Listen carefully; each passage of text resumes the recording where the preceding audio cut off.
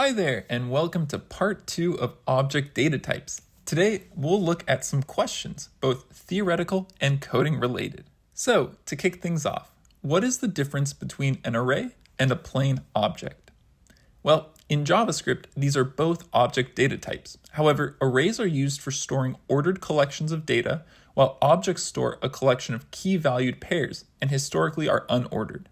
As an example, an array would be a good choice for a collection of animal names. So, dog, cat, giraffe would be good for placing in an array, while an object might be a good option for a specific animal. It can have many properties, like name, species, and age, and for the values we can use goose, dog, and 6. What are the differences between primitive types and object types in JavaScript? Primitive types are immutable, while object types are mutable. Primitive types are stored directly in the variable memory, while object types are stored by reference. So a variable assigned to an object is storing a reference to a location in memory where the object is stored. Primitive types are compared by value, so we check if the values compared are identical values. When comparing objects, we check if the variables compared are referring to the same object in memory, not the actual values within the object. Lastly, what are the limitations of using the loose equality operator and the strict equality operator to compare object data types? So with objects, we are comparing if the objects assigned reference the same object. So the loose equality operator or the strict equality operator will yield the same result, which will be true if the variables assigned are referencing the same object, or false if they are not the same object. The difference between the loose equality operator or strict equality operator is that the loose equality operator performs type coercion and the strict equality operator does not. But comparing between objects wouldn't make a difference in the end result. It may be preferable to use a library like Lodash and use the isEqual function to compare objects, or to use JSON stringify and then compare the two objects that way. On to some coding questions. You might be asked, what will this expression evaluate to?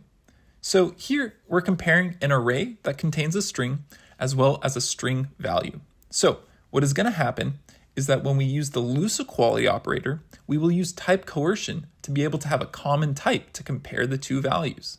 The array will be coerced into a type string, and now we will be comparing two strings, both containing the same string value. So this would equate to true. In the second scenario, we would return false because we do not do type coercion, and so the array with a string is not the same as a string, and so this would result in a false value. Lastly, you might be given the following code snippet, and you'll be asked, what will this expression evaluate to? So here when we compare object 1 and object 2, we see that they have the same properties and the same values for those properties. However, this will be false, because with objects, we are checking if the variables are referencing the same object.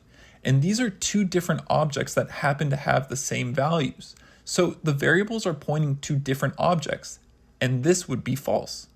With the comparison of object 1 and object 3, this would be true because object 1 is referencing an object.